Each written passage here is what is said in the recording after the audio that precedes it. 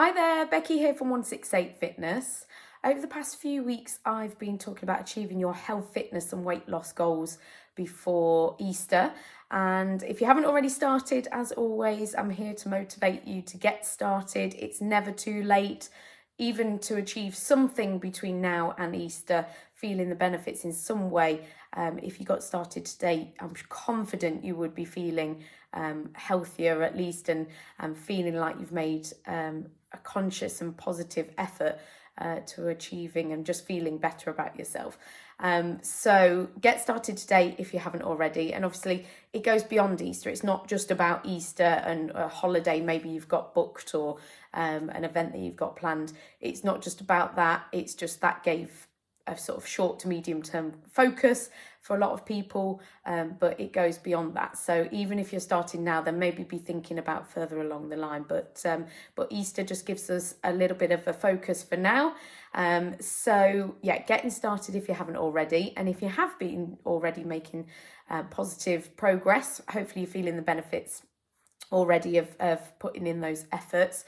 And then this week, I'm just going to give you some more encouragement to maybe up your efforts that you've been, the effort that you've been putting in, and the positive actions you've been taking to achieving your goals. Give you a little bit of ideas of things that you can be doing to sort of speed up your progress a little bit, but also just be taking your fitness maybe to the next level, or maybe you need to be burning a little bit more energy perhaps, if your goal is weight loss. And yeah, so one of those ways that you can do to up your progress is to be using, I've got an Apple Watch here, but it doesn't have to be that, and you don't have to go out and buy anything special fancy for the purpose of this, but if you have got a Fitbit or an Apple Watch or any kind of fitness watch that tracks your steps, then that would be a good way of sort of tracking your current activity levels and then trying to build on that. So for example, we'll probably know that 10,000 steps is what we should be aiming for. So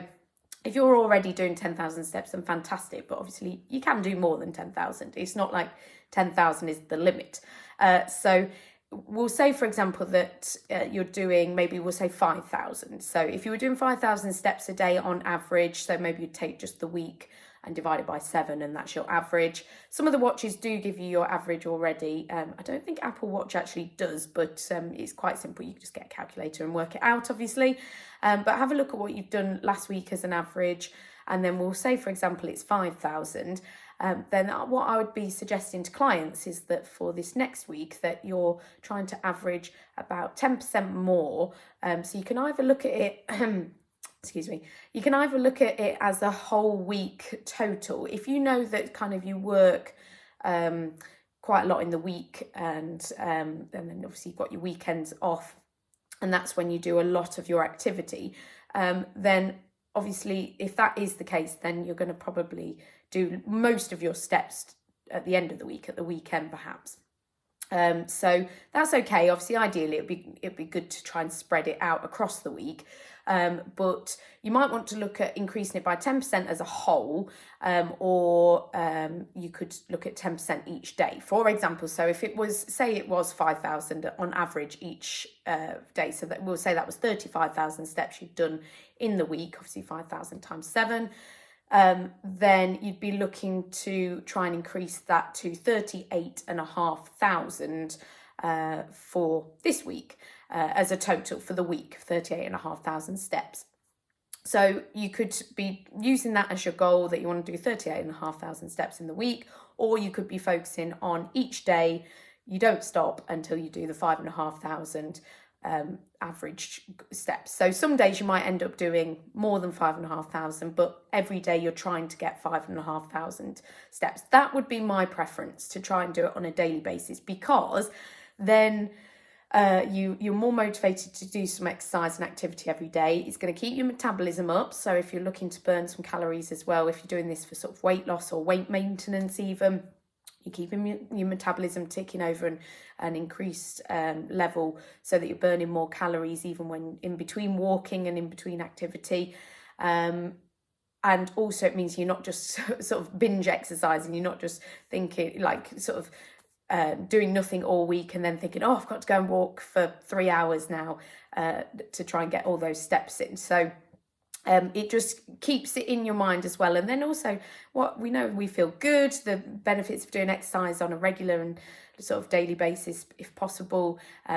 You're going to be feeling good, you're going to be boosting your immunity, you're going to be more energized, just going to feel more positive, and just all of those health benefits as well. And hopefully it will make you make some healthier changes as well with other things in your life, so on a daily basis. So that's just one of the ways that increasing your effort. Obviously, if you're already doing loads of steps and feel like you've kind of nailed the exercise, then you could always look to increase it a little bit more, unless you're doing like loads and loads of steps, but it might not be the way that you want to try and increase it. But everyone can be hopefully making some more efforts this week. So for example, if I don't know, something I've worked on recently, it's not really for a goal as such. It's not really going to help me achieve anything other than just I know that it's probably a healthier thing to do. So I used to drink sort of 3 coffees a day. I know people drink a lot more and some people don't drink any at all, but for me 3 was about kind of what I used to drink, and one about sort of 3-4 o'clock was my last one of the day. But I found that sometimes that coffee, that extra caffeine in the afternoon, would just make me feel a bit wired still when I was going to bed, because I try and go to bed quite early, so I get a good night's sleep.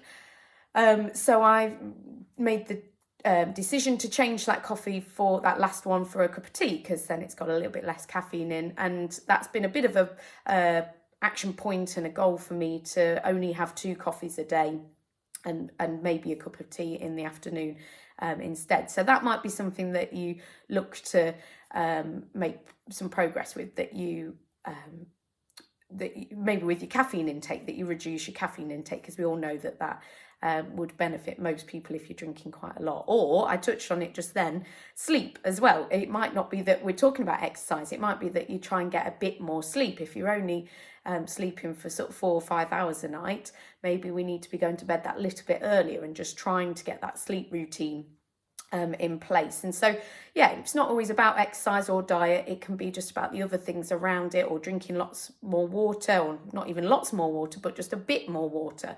If we aim for sort of 10% extra or 10% reduction each week, then that's not too much, and you won't necessarily feel like it's too much to ask and restrictive, or that it causes too many problems or issues. So feel free to ask me if you've got any specific questions to your goals, but hopefully this just gives you a little bit of a nudge and makes you just think about any extra things you could be doing to help you achieve your goals. So I'll see you next week for some more top tips.